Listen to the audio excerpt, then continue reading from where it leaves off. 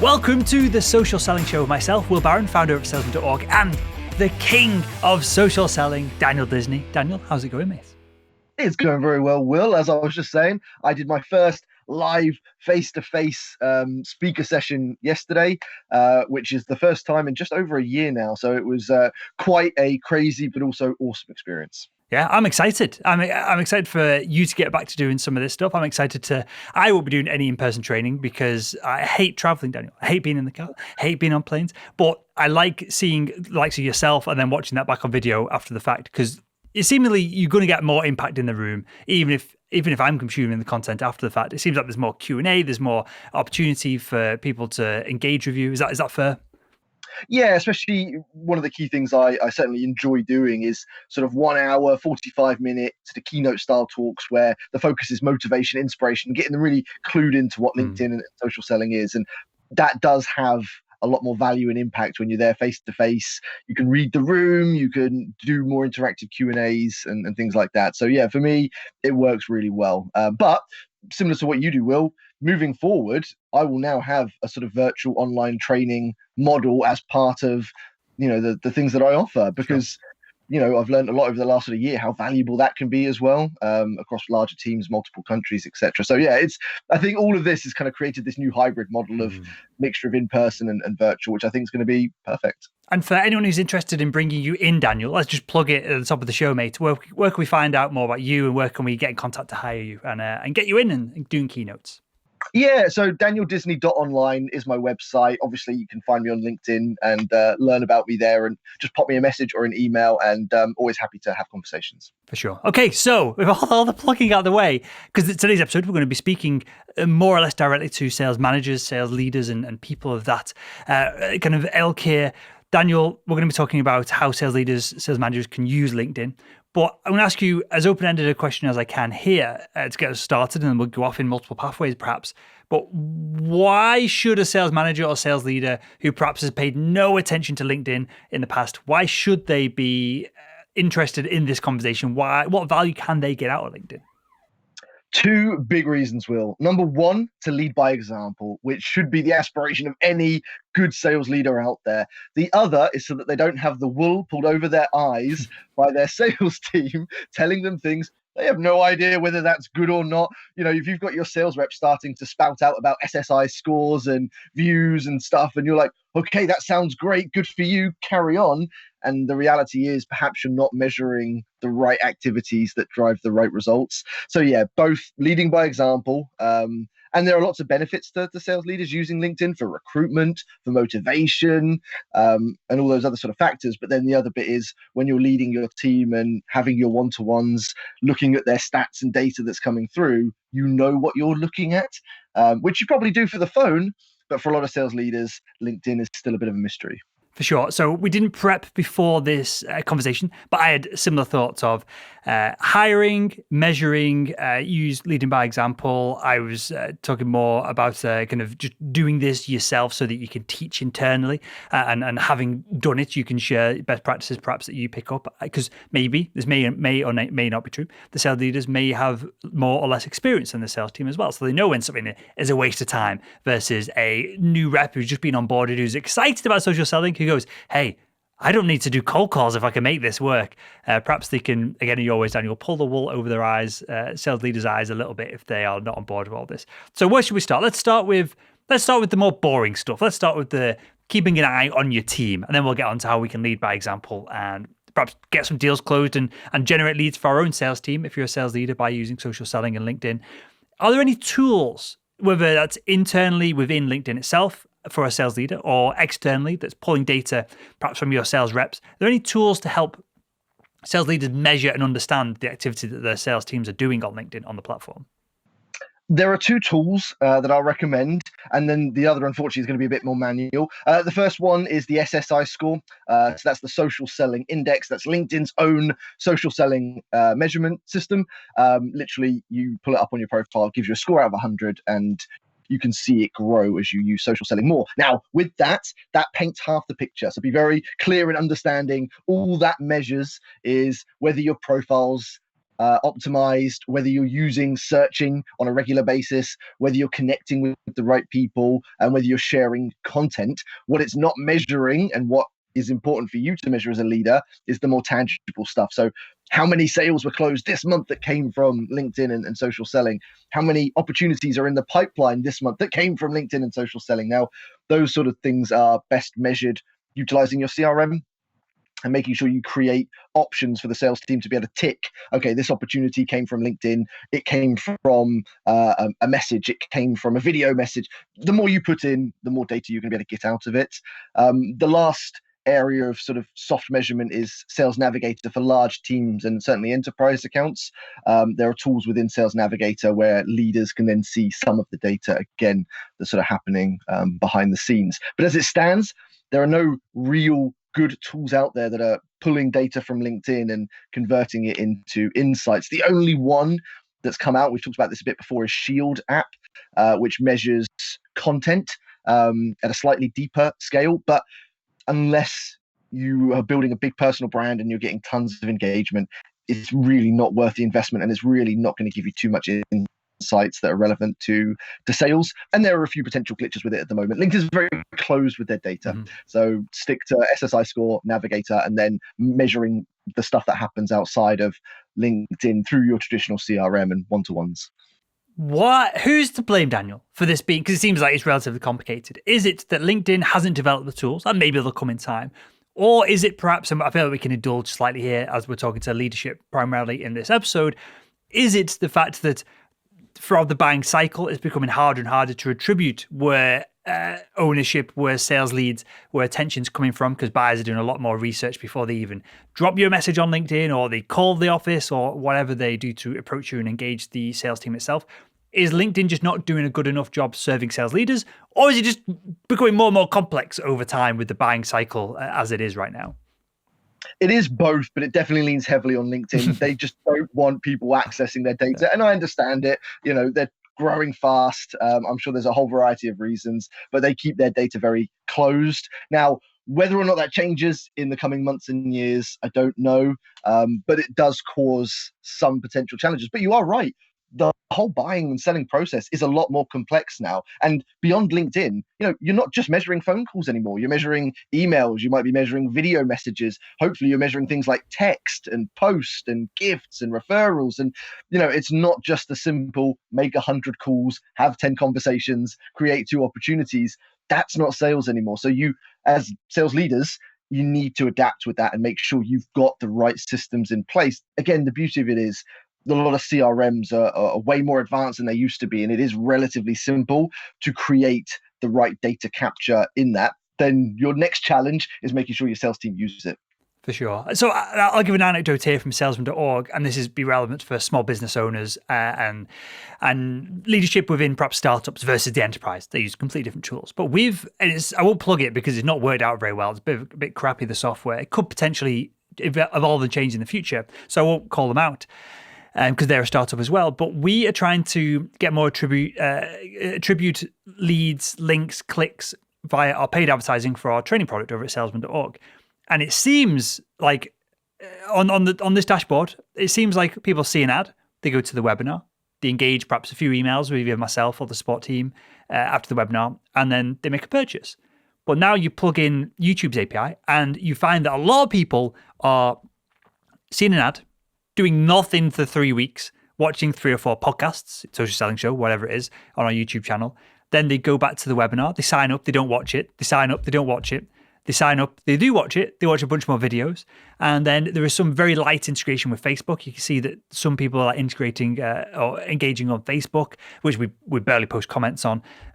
But last week we did a live chat that went out on Facebook as well. And so live chat is now being involved in the sales process, and it's just a mess. Now, this company, the promise that they are putting into the marketplace is eventually, because they're not doing it right now, eventually they're going to be able to succinctly show the average pathway that someone goes down to purchase a product. In our example here, our training product. But it's so scattered, it's so all over the place that I feel like by the time someone's engaged with a salesperson on Facebook, they've probably been on the brand's blog, they might have consumed white papers, they might have signed up for other things. This might be something that they were thinking about 12 months ago with COVID. They put it on the back burner.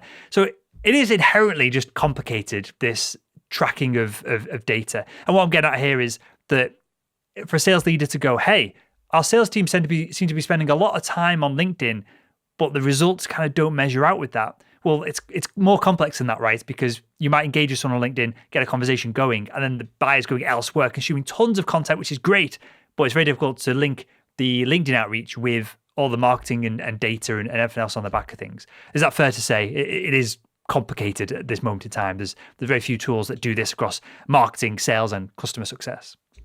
No, you're right, Will. It really is complicated. You might have an SDR pick up the phone, make a cold call, and that person says, "Oh, hi, Dan. Really love your content on LinkedIn. Actually, I was thinking about calling you." Now, is that a cold call? Is that social selling? Is it a mixture of them both? And the reality is that will get marked down as a cold calling generated lead, but has probably had a huge contribution from social selling. Yeah. So I think it is very difficult, but we still have relative control of it. And as a sales leader, what I encourage sales leaders to do is just be as sort of manual as you can in recording that data. Data is power. Information, knowledge is power. The more knowledge you can pull out, then the better interpretations you're going to get, like you're doing, Will, with your whole process. You're going to understand the buying cycle at such a great depth. Sales leaders should understand their buyer's cycle and their seller's cycle at the greatest depth possible to know what is influencing these things. And that's going to be a mixture of pulling data, manually inputting data, and then interpreting it the right way. But yes, not easy, but not possible. For sure. I think this is top of mind for me myself, which is probably why I'm on this point perhaps longer than we should be, Daniel, in that I've done a bunch of interviews with sales enablement gurus, experts in the space recently. And it seems like the statistics are like shocking. It's like 2/3 of all content that's produced by marketing don't ever get consumed by an end user, whether that's salespeople just not sharing it, whether it's salespeople sharing what they know works. From a gut perspective, as opposed to perhaps what the data says, there's all loads of elements to this. But I feel like there is probably some wasted time on LinkedIn. And it seems like it's difficult to suss out, other than you yourself A/B testing what works, what doesn't. It seems like from an organizational perspective, there's inherently going to be some wasted time because it's difficult to measure what works and what doesn't. And of course, everything's in flux, everything's changing all the time anyway, so there's got to be that experimentation. But with that, Daniel, so that's the measurement side of things covered. I think I maybe muddied the waters there slightly in that it seems more complex than perhaps what it is. But let me ask you this then from a different perspective. If we're going to have a North Star as a sales leader with our team on LinkedIn, what is that North Star? Is it to generate phone calls? So we measure time per day on LinkedIn, phone calls generated.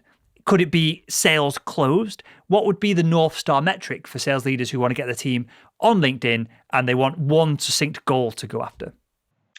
One top goal, which I would recommend, is sales closed that originated from LinkedIn. Sure. So you want a sale to originate from LinkedIn. Again, that could be from a LinkedIn message. It could be an inbound inquiry from a piece of content the salesperson shared. Any number of ways that you might use social selling in essence. The end goal that you want to measure is, okay, how much revenue, how many sales this month did you close that originated from LinkedIn? And then backtrack through how many new opportunities. And then you could start to look at a bit of, okay, perhaps it didn't originate on LinkedIn, but has LinkedIn been involved in other things? Maybe it started on a cold call, but actually it progressed through LinkedIn. You can go deeper from that, but at a real basic, simple level, how many deals were closed that started on LinkedIn? Okay, let's move on then to whether sales leaders should be on LinkedIn, probably yes, and what they should be doing on there. And let's use the example of Brian. He's a sales manager. Sales leader. Brian is incredibly busy, Daniel. He's got all kinds of paperwork to do. His sales team's already pestering enough with, Brian, I want you to come in on this deal. I want you to phone this person. I want you to get involved in this. Brian's going, hey, this is your job, not mine. And then me and you turn around. I'm assuming you're going to agree with this. And we say, Brian, you need to be on LinkedIn, mate. You need to be setting an example. How do you, convince Brian of the benefits of going on LinkedIn? And then what should he be doing on the platform to motivate, coach, and be a shining example of the success that you can have social selling on LinkedIn? Well, I meet a lot of Brians, Will, every day. I'm having those conversations all the time. And in terms of opening their eyes, I guess, it's just about helping them see the potential that comes from it and reassuring them that it doesn't take a lot of time. Brian doesn't need to spend more than 15 to 30 minutes a day on LinkedIn in reality, because Brian doesn't need to do anywhere near the sort of activities that other sales reps, SDRs, AEs, BDRs, etc. would be doing. There are key simple things that Brian can do. Brian should be growing his network.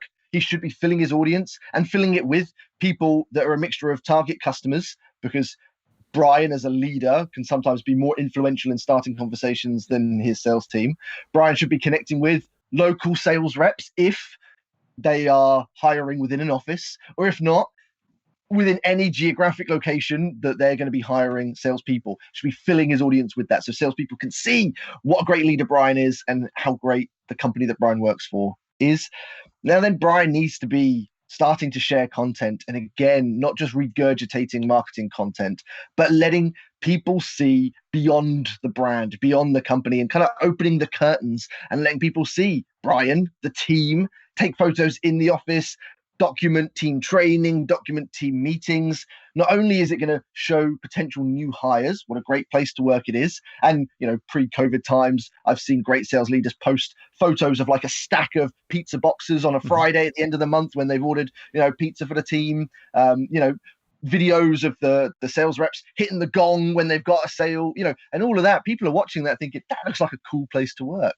But it's also going to show potential customers, okay, this is a company. I'm getting to know this company. I'm getting to know Brian, the team, and looks like a company that we can trust. So it has two real positives, but growing the network, sharing a bit of content, and then beyond that, hopefully keeping an eye on messages and looking for engagement, because there might be a salesperson for another company that's liked your post about the pizza boxes. Now, you might think, actually, do you know what? Maybe we want that salesperson to work for us. I'm going to ping them a quick message, see if they're open to an opportunity. Yeah, there's tons of value here. I like, we talked about it on the show before, this idea of documenting what you're doing rather than trying to create content from scratch is appropriate here, I feel. And perfect, if you can share the company culture, that's an insight that buyers don't typically get. Now, if we were to share, or maybe we should do, I think we will do this when we do this case study that we're going to work on. If we shared the behind the scenes of how you and I work, a bit of the process, the fact that we are like real people, because even though we try and keep this conversational, when we click record, there is a slight bit of pressure not to swear too much, and maybe you'd second guess some of the things that you say because you want it to be articulate. You want the audience to be able to understand it. So maybe, I know I do this, I don't want to put words in your mouth, but I sometimes will pause and reframe things and use perhaps simpler words than perhaps what we would do having a higher level conversation, just offer together, and probably a bit more banterous and stuff as well. So with that, it's interesting then when you can share a little bit more behind the scenes, because that makes things real. You can build rapport at scale. You can build trust at scale. And I love the pizza example, because I would be more interested in going to an organization if they have every couple of weeks a Friday pizza night, or they go off and do these team exercises. And it's also marketing collateral. You're doubling down on the company's going to spend money on something. Let's promote it. Let's share that good company culture. And company culture is very difficult to blag and bullshit. Because if you say, hey, we did X, Y, Z, it was fantastic, and then there's no comments from your team saying, hey, thank you for that, or it was great, clearly something's not right there. Versus if you're working for a great company, you're probably going to have your colleagues jump underneath and be like, oh, that was awesome. We really enjoyed this. This is really valuable. And you're kind of getting that social proof there as well, which adds up to, a large part of sales managers, sales leaders' jobs is hiring. And if you can make that easier by a little bit of investment up front, it seems to make total sense. Well, there's an extra thing that sales leaders can do that actually, again, ties into both those things. And that is praise and acknowledgement of your team's successes. How good do you think it feels if you're Brian, you're a sales leader, and maybe your SDR, Sarah, smashed her target that month? So let's say you're in the office or you do this virtually, you get a photo with Sarah and you do a nice little post on your LinkedIn saying, huge congratulations to Sarah. Her first month in, she smashed her targets, been great to blah, blah, blah. And you give this really nice praising post to Sarah. How great is Sarah going to feel, first of all? So from a motivation point of view, that's going to make Sarah feel amazing. And then everyone else in your network's going to look at that and think, oh my God, my manager won't do a post like that about me. We don't get that sort of support or training or development. I want to go and work for Brian. So again, a lot of these activities have multiple benefits. But going back to the time, because we know Brian is very busy, these things don't take time. I was January last year, I was in the Philippines for a sales kickoff, and the VP of sales spent 5 minutes taking a quick selfie in the wonderful hotel that we were in. Took 5 minutes to take the photo, post it, add a bit of text. Tons of engagement, tons of likes, comments, reach. amazing for people wanting to work there or potential customers. But compare that to marketing saying, here's our latest blog, can you share this out? They reshare it, it gets one like, no engagement and no benefits. The whole time perspective thing, these activities don't take a lot of time. Taking a photo, writing a post, whatever it may be, taking the photo of the stack of pizza boxes, minutes, 2 to 3 minutes max to put that post up. This doesn't take a lot of time. So to reassure all the Brians out there and female equivalent of Brians, it doesn't take a lot of time.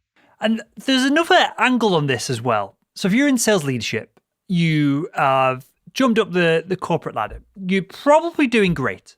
More power to you, right?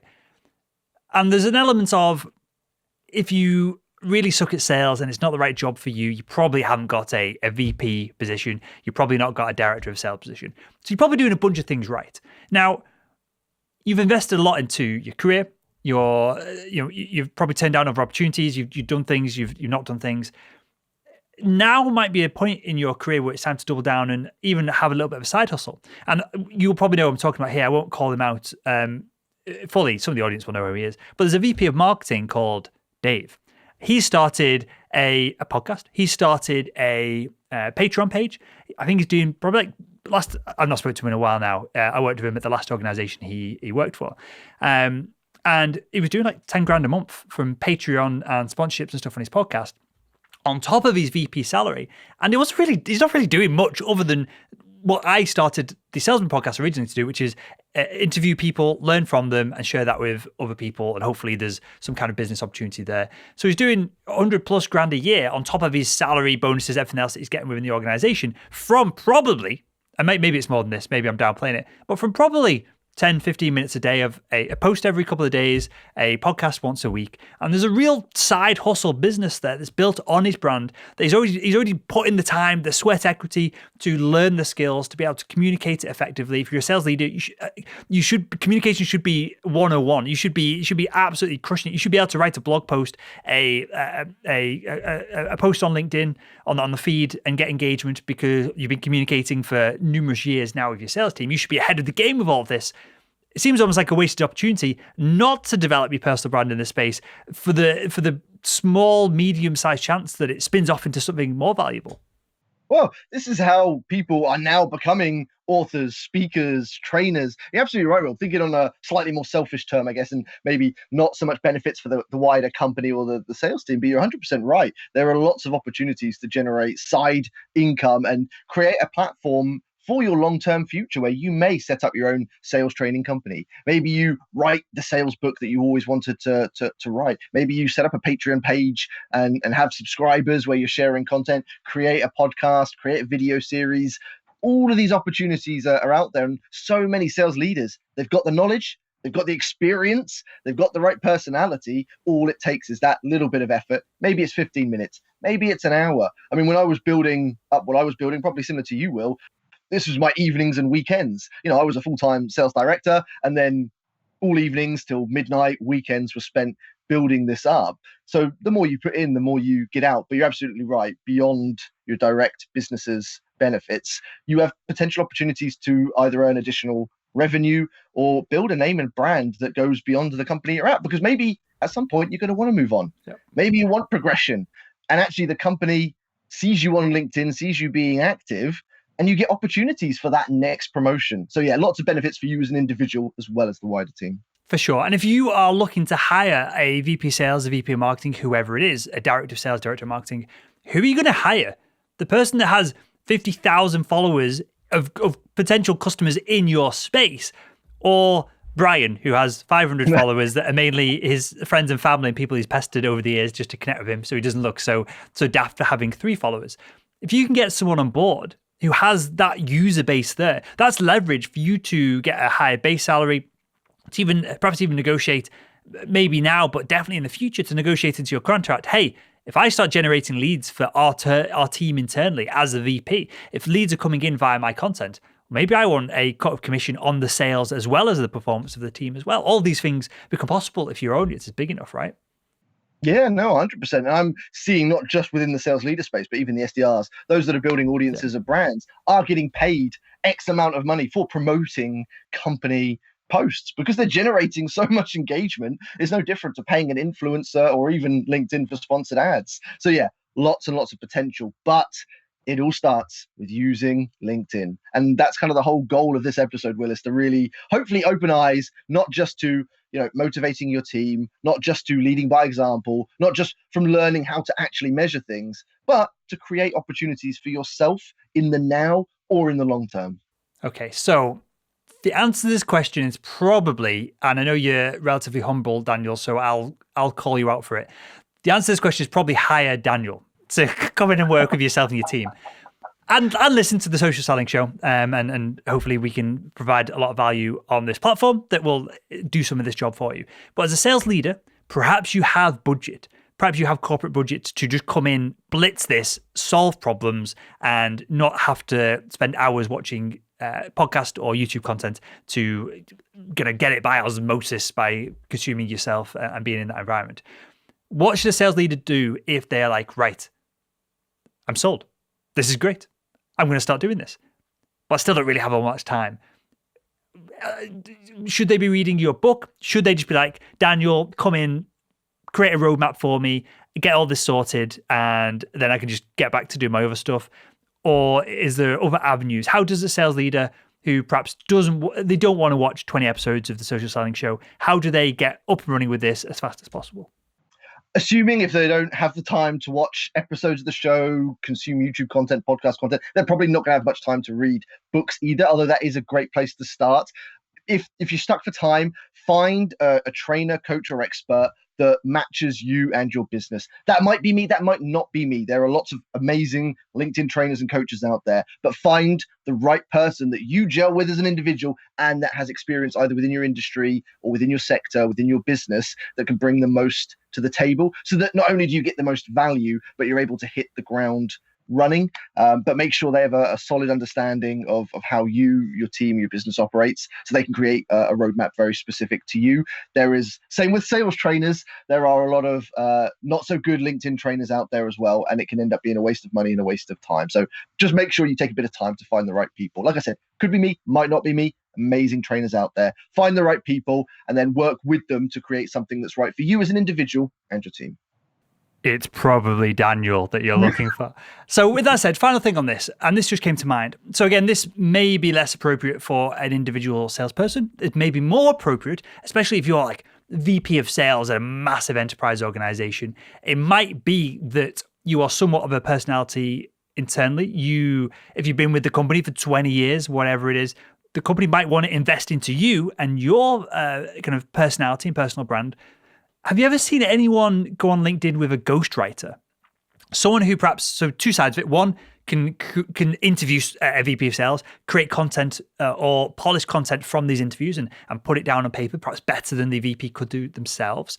And then also this content can then be passed through legal and other things. If it's a public company, what they say might be somewhat important, and how they say it. Have you ever seen anyone use, clearly people do it with books all the time, but have you ever seen anyone use a ghostwriter on social media like this?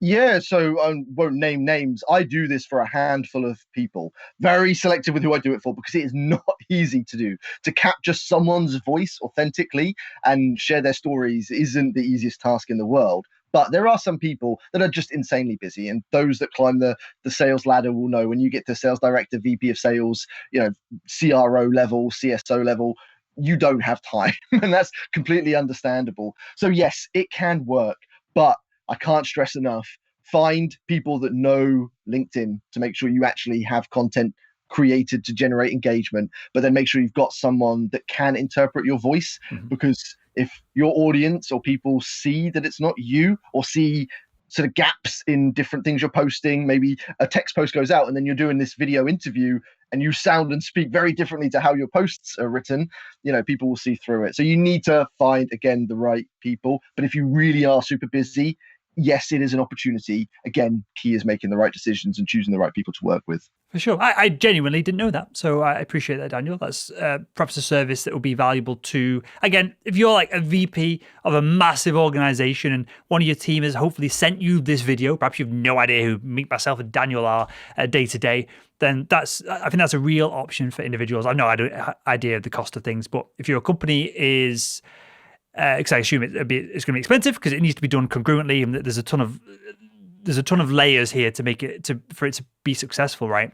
But if your company is invested in you, and there's people at HubSpot, there's people at Salesforce that I know perhaps don't have a ghostwriter, but get help from some of their marketing experts, some of their writing experts with some of their content. Even I know people get coached before they come on the Salesman podcast, and I interview them. And they ask for the questions ahead of time, and they practice the questions, and then I give them totally different questions in the interview itself. Because after the first one, whatever I planned tends to go out the window anyway. So I always get PR people complaining at me about that. But I feel like it's worth mentioning that a lot of high-level individuals who perhaps have a massive audience elsewhere or have a massive audience on LinkedIn, I think it's worth bearing in mind for people that a lot or some of what they do at a minimum, it has been polished, has been looked after by professionals, and perhaps it isn't.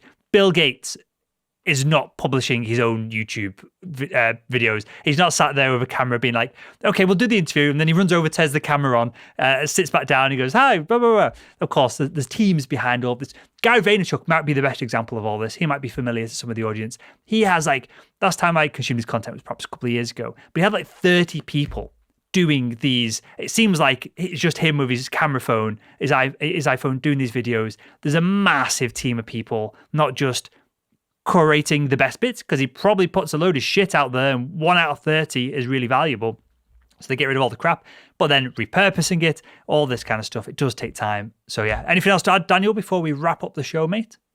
No, but for any sales leaders listening and watching this, if anything, just start learning LinkedIn. Now's the best time to start. Again, hopefully you've watched this episode, listened to this episode. Go and start using it. Go and start consuming some content. But chances are your sales team are using it. And if you don't understand it, you're behind them. So make sure you get ahead of them. Lead by example. It's my biggest tip. Amazing stuff. Well, that was the Social Selling Show. That was Daniel Disney, the king of social selling. My name is Will Barron, founder over at salesman.org. And with that, we'll speak with you again next week. See you next time.